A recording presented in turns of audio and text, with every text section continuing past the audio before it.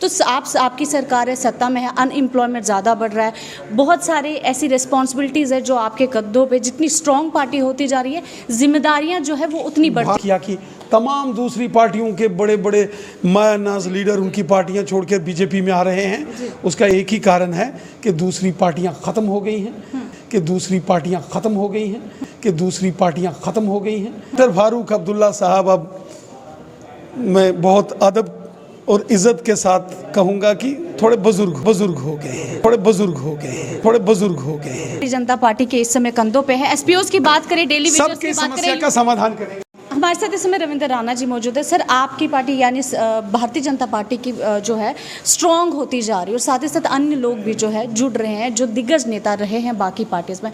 तो आपकी सरकार है, सत्ता में है, अनएम्प्लॉयमेंट ज़्यादा बढ़ रहा है, बहुत सारे ऐसी रिस्पॉन्सिबिलिटीज़ है जो आपके कद्दों पे, जितनी स्ट्रॉन्ग पार्टी होती जा रही है जिम्मेदारियाँ जो है वो उतनी बढ़ती जा रही है। भारतीय जनता पार्टी आज पूरे जम्मू कश्मीर में सबसे ताकतवर पॉलिटिकल पार्टी बन के उभरी है।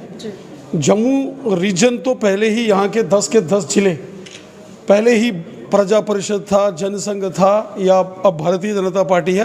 ये तो भारतीय जनता पार्टी का गढ़ है जम्मू रीजन। अब वादी कश्मीर में भी भारतीय जनता पार्टी बहुत मजबूत हुई है और जम्मू कश्मीर की जनता का हमारे ऊपर विश्वास है। बाकी तमाम पार्टियों का बंटाधार हुआ है, सब डूबते हुए जहाज़ों पर हैं, क्योंकि यहाँ 70 साल एनसी कांग्रेस और पीडीपी की हुकूमतें रही और उन्होंने जनता के साथ हमेशा जो है वो वादा खिलाफी की, धोखा दिया। इसलिए आज चाहे डॉक्टर फारूक अब्दुल्ला साहब हों या कांग्रेस के लोग हों या पीडीपी के लोग हों, आज रो रहे हैं, चिल्ला रहे हैं, क्योंकि जनता ने उनको रिजेक्ट कर दिया है, जनता ने उनका साथ छोड़ दिया है, क्योंकि उन्होंने जनता के साथ धोखा किया है। अब जम्मू कश्मीर में कभी भारतीय जनता पार्टी की तो अपनी सरकार रही नहीं, कभी मुख्यमंत्री रहा नहीं, परंतु फिर भी चाहे हमारे एमएलएज हैं, मेंबर पार्लियामेंट हैं, डीडीसी हैं, बीडीसी हैं, पंचीज हैं, सरपंचीज हैं, म्यूनिसिपल कमेटीज़, काउंसिल और कॉरपोरेशन के सदस्य हैं, वो जनता की खिदमत कर रहे हैं, सेवादार बन के काम कर रहे हैं।